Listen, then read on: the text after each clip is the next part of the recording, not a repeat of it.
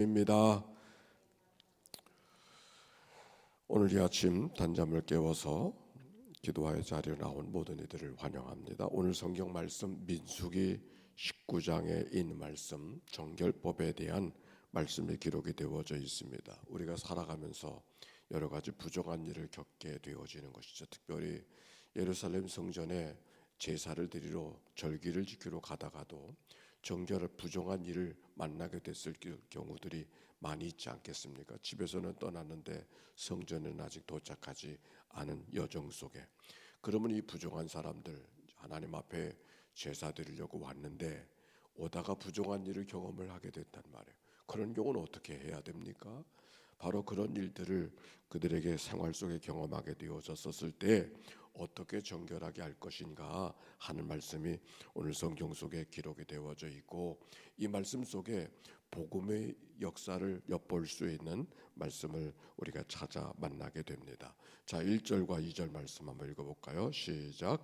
여호와께서 모세와 아론에게 말씀하여 이르시되 여호와께서 명령하시는 법의 율례를 이제 이르노니 이스라엘 자손에게 일러서 온전하여 흠이 없고 아직 멍에 매지 아니한 붉은 암송아지를 내게로 끌어오게 하고 그랬어요. 그 일을 위해서 속죄제를 드리도록 그들에게 이야기하는데, 어떻게 드리는 거 아니? 보통 속죄제는 숫, 소, 숫, 염소, 숫 양을 들여서 속죄제의 제물로 삼아 제사하는 것이 제사법에 가르쳐 주신 말씀입니다. 그런데 여기는 어떤 소를 잡으라고 이야기하는가? 온전하여 흠이 없고 아직 멍에를 매지 않은 붉은 암송아지를 데려오라, 그렇게 이야기했습니다. 일반 제사에서 속죄제는 숫소였었는데 여기는 암소를 이야기하고 있는 것이죠. 근데 특별히 붉은 암송아지다. 붉은 암송아지. 왜 붉은 암송아지일까? 성경은 그건 잘 드러내 이야기하고 있지는 않습니다. 다만 붉다고 하는 것은 피를 상징하는 그런 의미가 있지 않겠나, 그렇게 생각을 해볼 뿐이죠. 근데 3절의 말씀, 너는 그것을 제사장 엘르아살에게 줄 것이요 그는 그것을 진영 밖으로 끌어내요 자기 목전에서 잡게 할 것이며, 그 데리고 온 끌고 온 흠이 없고 아직 멍에를 매지 아니하는 붉은 암송아지를 엘르아살에게 줄 것이며, 엘르아살은 누구냐면 아론의 아들이죠. 그래서 아론이 대제사장인 것처럼 그 아들이 제사장의 역할을 하고 있는데, 제사장의 역할을 하는 엘르아살에 갖고 오라, 그렇게 말씀하고 있습니다. 그런데 이것이 중요하고 또 이것이 속죄의 제사를 드린다고 하면은 아론에게 갖고 오게 하지 아니하고 엘르아살이 도맡아서 이 일을 감당하고 있게 할까 하는 생각을 갖게 하는 것이죠. 왜 그럴까요? 어쨌든지 진영 밖으로 엘르아살은 그것이 끌고 오면은 진영 밖으로 끌어내서 속죄의 제물로 삼아서 하나님 앞에 제사를 드리는 말씀이 오늘 성경 속에 기록이 되어져 있어요. 그래서 4절 5절, 제사장 엘르아살은 손가락에 그 피를 찍고 그 피를 회막을 향하여 7번 뿌리고 그 암소를 자기의 목전에서 불사르게 하되 그 가죽과 고기와 피와 똥을 불사르게 하고, 그렇게 말씀하고 있습니다. 그래서 제 속죄의 제물을 삼고 있는 이야기가 오늘 성경 속에 기록이 되어져 있지 않습니까? 피를 찍고 피를 7번을 뿌린다. 완전하게 뿌리는, 완전하게 죽었다고 하는 그런 의미가 7번 속에 담겨져 있는 것이죠. 7절에 보니까 제사장은 자기 옷을 빨고 물로 몸을 씻은 후에 진영할 것이라, 들어갈 것이라 그는 저녁까지 부정하리라. 8절에도 송아지를 불사른 자도 자기 옷을 물로 빨고 물로 그 몸을 씻을 것이라 그도 저녁까지 부정하리라. 여기 말씀에 있어서 다른 말씀과 다른데 제사에 대한 말씀과 더불어 다른 말씀, 좀 특이하게 우리의 눈길을 끄는 말씀은 제사장이 제사를 드리지 않습니까? 그런데 그 제사를 드린 제사장이 그 제사를 드림으로 말미암아 어떻게 되어졌다 그랬어요? 부정하게 되어졌다 그랬어요. 이게 특이한 거예요. 부정한 일을 위해서 제사를 드린 제사장이 부정하게 되어지면 어떻게 됩니까? 그런데 여기 이 말씀 속에는 제사장이 그 제사를 드림으로 저녁까지 부정하게 되어졌다라고 하는 말씀의 의미가 무엇인가 생각하는 것이죠. 특별히 부정하게 된 사람이 누굽니까? 아론의 아들 엘르아살, 대제사장의 아들 엘르아살이 제사를 드림으로 말미암아, 속죄의 제사를 드림으로 말미암아 부정하게 되어졌다고 하는 것, 이것은 우리에게 무엇을 이야기하려고 하는가? 사실 죄의 문제를 해결하려고 제사를 드렸는데, 죄의 문제를 해결하려고 하는 제사를 드린 제사장이 부정하게 되어졌다고 하는 이 이야기 속에 우리가 생각해야 될 것은 무엇일까? 우리는 이 말씀 속에 예수님의 복음을 생각하게 하지 않습니까? 하나님께서 인류의 모든 죄를 대속해 주시기 위해서 아들 예수 그리스도를 보내주셨는데, 아들 예수 그리스도를 이 땅에 보내주신 그 의미 속에는 죄인의 몸으로 오신 것이죠. 그래서 그가 세례를 받았을 때 당신이 어떻게 내게 세례를 받느냐고 했었을 때 예수님께서는 세례 요한에게 세례를 받으셨다. 그게 왜 의미가 있는가? 세례는 누가 받는 거 아니? 죄인이 받는 거잖아요. 죄가 없다면 세례를 받을 일이 없는 것이죠. 그러나 예수님께서 인류의 모든 죄를 대속해 주시기 위해서 이 땅에 오셔서 스스로 죄인됨을 고백하고 죄인의 몸을 입어 이 땅에 오셨음을 드러내주는 사건이 세례의 사건인 것이죠. 또 하나님의 아들 예수님께서 사람의 몸을 입으시고 이 땅에 오사 십자가를 왜 지셨는가? 십자가는 죄인으로서 죄인인 사람들만 지는 게 십자가 아닙니까? 이 땅에 오셔서 죄인의 몸을 입으시고 죄된 값을 지시고 십자가에 죽으신 예수 그리스도, 그 십자가의 구원의 역사가 어느 날 갑자기 나타난 낯선 사건이 아니라 바로 이와 같이 제사장이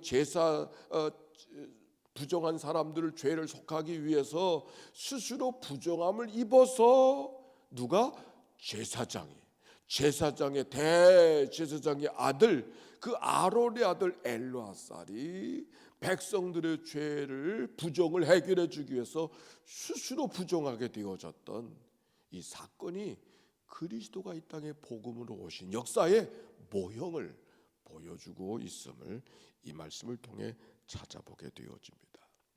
그래 9절, 이에 정결한 자가 암송아지의 죄를 거두어 진영 밖에 정한 곳에 둘지니 이것은 이스라엘 자손이 회중을 위하여 간직하다가 부정을 씻는 물을 위해 간직할지니 그것을 속죄제니라 그랬어요. 즉 부정한 사람들이 많이 있어요. 특별히 죽은 시체를 만진 사람들은 부정한 사람들이거든요. 그래서 그 사람들은 제사를 드릴 수가 없고 가까이 하나님 앞에 나올 수도 없고 하나님의 절기라고 나와서 제사할 수도 없는 그 사람들을 어떻게 정결하게 될 것인가? 속죄제 제사를 드려서만이 아니라 간단하게 제사를 드릴 수 있는, 간단하게 정하게 할 수 있는 그 규칙이 오늘 성경에 있는 이야기거든요. 그것이 무엇인가? 암송아지를 제물로 삼아서 하나님 앞에 드리고 그 남겨진 죄를 흐르는 물과 섞어서 그 잿물을 뿌림을 당하는 사람을 정결하게 하는 법을 오늘 여기 성경이 기록하고 있는 겁니다. 그래서 암송아지의 죄를 거두어 진영 밖에 정한 곳에 둘지니 이스라엘 자손 회중을 위해 간직하였다가 부정을 씻는 물을 위해 간직할 것이니 그 죄를 흐른 물과 더불어 섞어서 그 잿물을 뿌리는 자에게 정함을 받는 그런 역사가 여기 성경 속에 기록이 되어져 있는 거죠. 무슨 제사를 드리지 않아도 그 잿물을 뿌림을 당하는 사람들에게 정함을 허락해 주시는 말씀이 오늘 성경에 기록이 되어져 있습니다. 그래서 11절에 보니까도 이런 말씀이 기록이 되어져 있잖아요. 오늘 11절의 말씀에도 보니까 사람의 시체를 만진 자는 이래 동안 부정하리니 그는 셋째 날과 일곱째 날에 잿물로, 그 잿물이라고 하는 것은 암송아지의 재와 흐르는 물 속에 섞여진 그 잿물로 자신을 정결하게 할 것이라 그리하면 정하려니와 셋째 날과 일곱째 날에 자신을 정결하게 하지 아니하면 그냥 부정하니 누구든지 죽은 사람의 시체를 만지고 자신을 정결하게 하지 아니하는 자는 여호와의 성막을 더럽힘이라. 그가 이스라엘에서 끊어질 것은 정결하게 하는 물을 그에게 뿌리지 아니하므로 깨끗하게 되지 못하고 부정함이 그대로 있음이니라. 오늘 이 말씀 속에 우리가 같이 나누고 싶은 말씀, 잿물을 뿌리기만 하면 정결하게 될 것이다. 노뱀을 바라보기만 하면은 그 재앙으로부터 건짐을 받는 구원의 역사처럼 잿물을 뿌리기만 하면, 예수를 믿기만 하면 우리가 구원을 받고 하나님의 자녀가 되는 권세를 주시는 하나님의 복음의 역사가 오늘 여기 성경 속에 예시되어져 있는 것을 알게 되는 것이죠. 잿물이 특별해서 아니죠. 하나님의 말씀대로 이루어진 그것을 믿고 믿음으로 다가서는 자들에게 하나님이 허락해 주시는 구원의 역사가 임하고 있음을 오늘 성경이 이야기하려고 하는 말씀인 것이죠. 하나님이 명하신 대로 믿고 따라가는 자들에게 임하는 구원의 역사를 말하고 있는 것이죠. 즉 구원의 역사는 어떻게 내가 죄인인 것을 인정하고, 내가 죄인인 것을 인정하고 하나님의 말씀대로 이루어지기를 원해서 하나님 앞에 나아가는 자들에게 허락하신 구원의 역사인 것을 알게 되는 것이죠. 여기서 중요한 것은 내가 부정하다는 것을 인정하는 거예요. 하나님의 구원의 역사는 어디서 내가 부정하다는 것을 인정하는 거예요. 부정하다고 생각하지 않으면 그 잿물의 뿌림도 받을 일이 없고 나아가지도 않겠죠. 나는 부정한 사람입니다. 나는 잘못된 사람입니다. 나는 부족한 사람입니다. 나는 연약한 사람입니다. 인정하고 나아가는 자들에게 잿물의 뿌림을 받아서 거기 구원의 역사가, 정결함이 하는 역사가 임하게 되어졌다.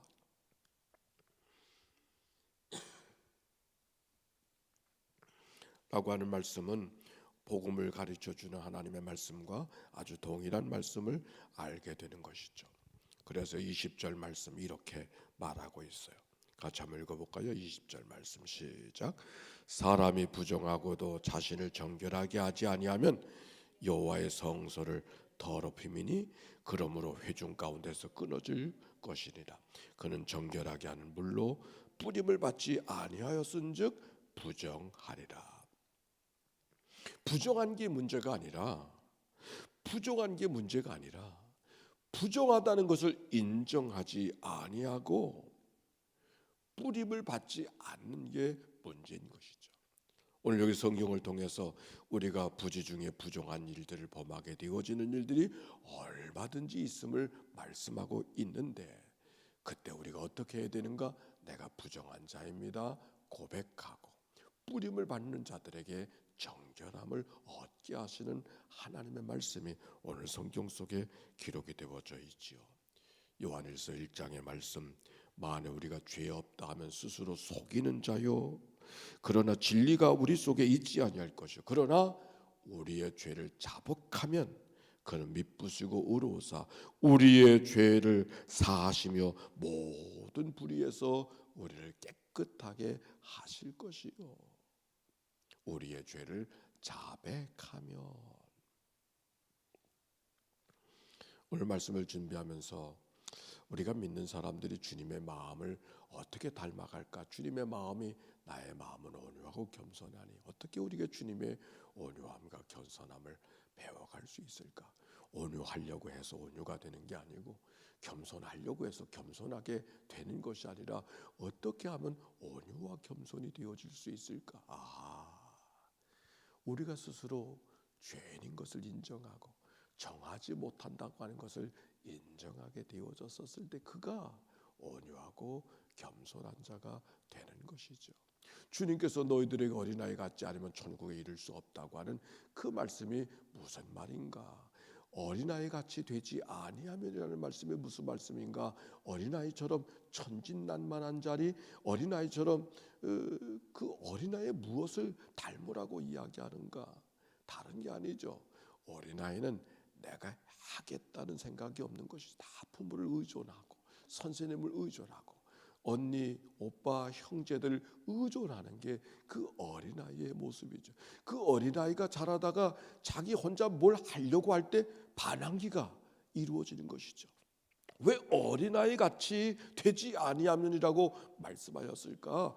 자기의 생각과 자기의 의지를 내던져 버리고 하나님을 의지하며 살아가는 사람, 그게 바로 어린아이의 모습이로구나. 예수님이 온유하고 겸손하다고 하는 말씀이 성품이 온유하고 겸손한 것이 아니라 우리가 배워야 될 것, 늘 나는 정하지 못한 자입니다, 죄인입니다, 나는 부정한 자입니다 고백하게 되어졌을 때 저절로 온유하고 겸손함을 닮아갈 수 있겠구나. 오늘 성경을 통하여 발견된 이 복음이 우리의 생활이 되어져서 주님의 온유하고 겸손한 제사장이라도 언제든지 부정한 자일 수 있음을 성경이 가르쳐 주신 이 말씀 속에서 나는 제사장이니까 이렇게 살아가는 삶이 아니라 제사장도 부정한 자 속에 있었음을, 그래서 주님의 허락한 은혜 없이는 자기의 부정함을 깨칠 수 없다고 하는 이 고백 속에 제사장의 마음은 저절로 주님의 마음을 담는 온유하고 겸손한 마음, 그게 바로 모세의 마음이었구나 하는 사실을 생각하게 하였습니다. 하루가 시작되어집니다. 오늘도 하루하루의 삶이 주님을 닮아가는 자의 삶을 살아가는 게 우리가 살아가야 될 삶인데, 어떻게 오늘 제사장 우리의 죄를 자백하고 인정함으로 온유와 겸손을 배워갈 수 있음을 이 말씀이 우리에게 가르치고 있습니다. 질문입니다. 나는 마음을 온유하고 겸손하니 내게 와서 그 마음을 배우라고 말씀하셨는데 우리가 어떻게 주님의 온유와 겸손을 배워갈 수 있을까?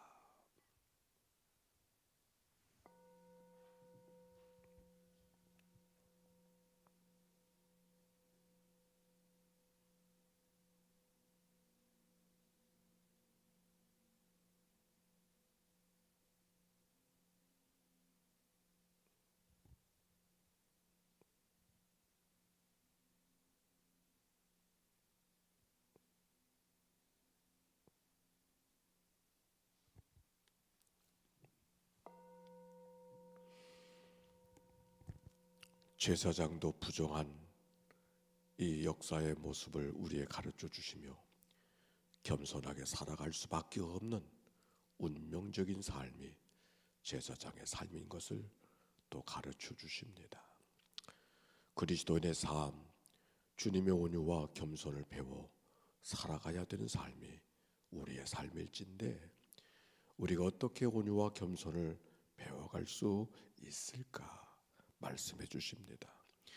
만일 우리의 죄가 없다 하면 스스로 속이는 자요 진리가 우리 속에 있지 아니할 것이요 우리의 죄를 자백하면 그는 미쁘시고 의로우사 우리의 죄를 사하시며 모든 불의에서 우리를 깨끗하게 하실 것이라고. 오늘도 하나님의 받은 은혜 속에 이 하루가 열려졌음을 고백하고 이 말씀을 간직하고 구원받은 은혜로 하나님 앞에 건짐받은 은혜를 간직하고 누구를 대하든지 대하게 하시고 말씀 앞에 순종하며 살아가는 믿음의 하루가 되도록 인도해 주옵소서. 단잠을 깨워 하나님 앞에 기도의 자리를 만드는 모든 주의 백성들을 긍휼히 여겨 주시옵시고 복음의 은혜가 구약의 말씀 속에서도 있었던 것처럼 우리가 예수 그리스도의 십자가의 은혜로 이 하루가 열려졌음을 기억하고 주님의 마음을 닮아가고 그 마음을 배워가는 이 하루가 되게 하옵소서.